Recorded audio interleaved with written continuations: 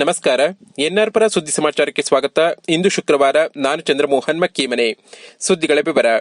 ನರಸಿಂಹರಾಜಪುರ ತಾಲೂಕಿನ ಮುತ್ತಿನಕೊಪ್ಪ ಗ್ರಾಮ ಪಂಚಾಯಿತಿಯ ಮಡಬೂರು ಗ್ರಾಮದಲ್ಲಿ ಕಳೆದ 15 ದಿನದಿಂದ 16 ಕಾಡಾನೆಗಳ ಹಿಂಡು ಓಡಾಟ ನಡೆಸಿ ಅಡಿಕೆ ಸಸಿಗಳನ್ನು ಮುರಿದು ಹಾಕುತ್ತಿದ್ದು ರೈತರ ಆತಂಕ ಹೆಚ್ಚಾಗಿದೆ.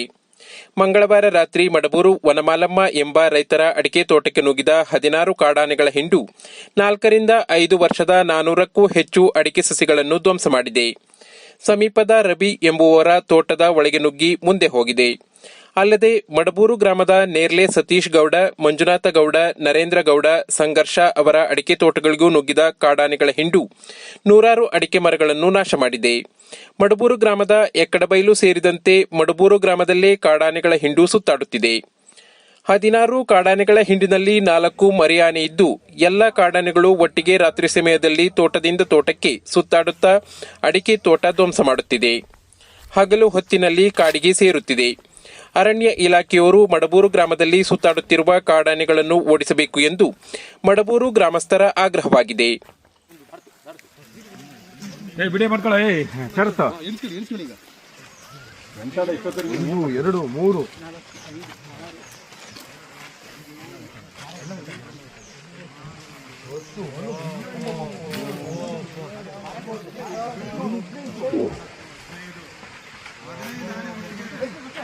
ಅಯ್ಯಪ್ಪ ಸ್ವಾಮಿಯ ಕಟ್ಟುನಿಟ್ಟಿನ ವ್ರತಾಚರಣೆಯಿಂದ ಮನುಷ್ಯನನ್ನು ಸನ್ಮಾರ್ಗದೆಡೆಗೆ ಕೊಂಡೊಯ್ಯಬಲ್ಲದು ಎಂದು ಸಿಮ್ಮನಗದ್ದೆ ಬಸ್ತಿಮಠದ ಪೀಠಾಧಿಪತಿ ಶ್ರೀ ಲಕ್ಷ್ಮೀಸೇನ ಭಟ್ಟಾರಕ ಸ್ವಾಮೀಜಿಗಳು ತಿಳಿಸಿದರು. ಅವರು ಬುಧವಾರ ಶೆಟ್ಟಿಕೊಪ್ಪದ ಅಯ್ಯಪ್ಪ ಸ್ವಾಮಿ ದೇಗುಲದಲ್ಲಿ ನಡೆದ ಮಕರ ಸಂಕ್ರಾಂತಿ ಕಾರ್ಯಕ್ರಮದ ದಿವ್ಯ ಸಾನ್ನಿಧ್ಯ ವಹಿಸಿ ಆಶೀರ್ವಚನ ನೀಡಿದರು. ವ್ರತಾಚರಣೆಗಳಿಂದ ಮನುಷ್ಯನ ಮನಸ್ಸನ್ನು ಶುದ್ಧಗೊಳಿಸುತ್ತದೆ, ಅಲ್ಲದೆ ಮನುಷ್ಯನ ಅನಾರೋಗ್ಯವೂ ದೂರವಾಗಲಿದೆ. ಇದು ಭಕ್ತಿಯ ಮಾರ್ಗಕ್ಕೆ ದಾರಿದೀಪವಾಗಬಲ್ಲದು. ಸನಾತನ ಧರ್ಮದಲ್ಲಿ ನಮ್ಮ ಪೂರ್ವಜರು ಹಾಕಿಕೊಟ್ಟ ಮಾರ್ಗದಲ್ಲಿ ನಾವು ನಡೆಯಬೇಕು. ಆಚಾರ ವಿಚಾರದ ಪದ್ಧತಿಯಲ್ಲಿ ನಮಗೆ ಸ್ವಾತಂತ್ರ್ಯವಿದೆ. ಆದರೆ ಸ್ವಾತಂತ್ರ್ಯದ ಅರಿವು ನಮಗೆ ಆಗಬೇಕಾದರೆ ದೇಶ ಸಂಚಾರ ಮಾಡಬೇಕು ಎಂದರು. ಸಭೆಯ ಅಧ್ಯಕ್ಷತೆ ವಹಿಸಿದ್ದ ಅಯ್ಯಪ್ಪ ಸ್ವಾಮಿ ಭಜನಾ ಮಂಡಳಿಯ ಅಧ್ಯಕ್ಷ ಅರವಿಂದ ಆಚಾರ್ ಮಾತನಾಡಿದರು. ಇದೇ ಸಂದರ್ಭದಲ್ಲಿ ಶ್ರೀಗಳಿಂದ ಸಂಕ್ರಾಂತಿಯ ಎಳ್ಳು, ಬೆಲ್ಲ ಹಾಗೂ ಹಣ್ಣನ್ನು ವಿತರಿಸಲಾಯಿತು. ದೇವಾಲಯಕ್ಕೆ ಆಗಮಿಸಿದ ಶ್ರೀಗಳನ್ನು ಮಾಲೆ ಹಾಕಿದ ಅಯ್ಯಪ್ಪ ಸ್ವಾಮಿ ಮಾಲಾಧಾರಿಗಳು ಪಾದಪೂಜೆ ಸಲ್ಲಿಸಿ ದೇಗುಲಕ್ಕೆ ಸ್ವಾಗತಿಸಿದರು. ಪ್ರಧಾನ ಅರ್ಚಕ ಸುರೇಶ್ ಭಟ್ ವಿಶೇಷ ಪೂಜೆ ನೆರವೇರಿಸಿದರು. ಸಭೆಯಲ್ಲಿ ದೇವಾಲಯ ಸಮಿತಿ ಗೌರವಾಧ್ಯಕ್ಷ ಗಾಂಧಿಗ್ರಾಮ ನಾಗರಾಜು, ಉಪಾಧ್ಯಕ್ಷರಾದ ಎಸ್ಎಸ್ ಶ್ರೀನಿವಾಸ್, ಎಂ ಮೋಹನ್, ಪ್ರಧಾನ ಕಾರ್ಯದರ್ಶಿ ವೆಂಕಟೇಶ್, ಕಾರ್ಯದರ್ಶಿ ಜಯರಾಮ್, ಸಹ ಕಾರ್ಯದರ್ಶಿ ಪ್ರವೀಣ್, ಖಜಾಂಚಿ ಪ್ರಭಾಕರ್, ಗ್ರಾಮ ಪಂಚಾಯಿತಿ ಸದಸ್ಯರಾದ ಎಬಿ ಮಂಜುನಾಥ್, ಶೈಲಾ ಮಹೇಶ್, ವಾಣಿ ನರೇಂದ್ರ, ದೇವಸ್ಥಾನ ಸಮಿತಿ ಸದಸ್ಯರಾದ ಎನ್ಎಂ ಕಾಂತರಾಜ್, ಎಬಿ ಚಂದ್ರಶೇಖರ್, ಸುಧಾಕರ್, ಎಡಿ ಉಮೇಶ್, ಪ್ರಾಣೇಶ್, ಮಣಿಕಂಠ, ಮಹಿಳಾ ಸಂಘದ ಅಧ್ಯಕ್ಷೆ ಸುನಂದ, ಸದಸ್ಯರಾದ ಭಾರತಿ, ಪುಷ್ಪ, ದಾನಮ್ಮ, ಶಾಲಿನಿ, ಗಾಯತ್ರಿ, ಹೊನ್ನಮ್ಮ, ವಿಮಲಾ, ಹೇಮಾವತಿ, ಮಮತಾ, ಸುಮಿತ್ರಾ ಮತ್ತಿತರರು ಉಪಸ್ಥಿತರಿದ್ದರು. ದೇವಸ್ಥಾನ ಸಮಿತಿ ಮಾಜಿ ಕಾರ್ಯದರ್ಶಿ ಶೆಟ್ಟಿಕೊಪ್ಪ ಮಹೇಶ್ ಸ್ವಾಗತಿಸಿದರು. ನನಗೆ ದೇವರಿದ್ದಾನೆ, ದೇವರು ಕಾಪಾಡ್ತಾನೆ. ಆ ಊರಿನ ಬಾಗಿಲವರೆಗೂ ನೀರು ಬಂದಿದ್ದು, ದೇವಸ್ಥಾನದ ಬಾಗಿಲಿಗೂ ನೀರು ಬಂತು. ಆಗ ಮತ್ತೆ ಪುನಃ ಬರ್ತಾರೆ, ಬೋಟಲ್ಲಿ ಪೊಲೀಸರು ಬರ್ತಾರೆ ದೇವಸ್ಥಾನದ ಬಾಗಿಲಿಗೆ. ಬೋಟ್ ಹಿಡ್ಕೊಂಡು ಬಂದು, ಸ್ವಾಮಿ ಬನ್ನಿ ನೋಡಿ, ದೇವಸ್ಥಾನದ ಬಾಗಿಲವರೆಗೂ ನೀರು ಬಂದ್ಬಿಟ್ಟಿದೆ, ಇನ್ನೇ ದೇವಸ್ಥಾನ ಮುಳುಗಕ್ಕೆ ಬಹಳ ಹೊತ್ತು ಹಿಡಿಯುವುದಿಲ್ಲ. ಬಹಳ ಶ್ರದ್ಧೆ ಭಕ್ತಿಯಿಂದ ನೀವೆಲ್ಲ ನಡ್ಕೊಂಡು ಬರ್ತಾ ಇದ್ದೀವಿ.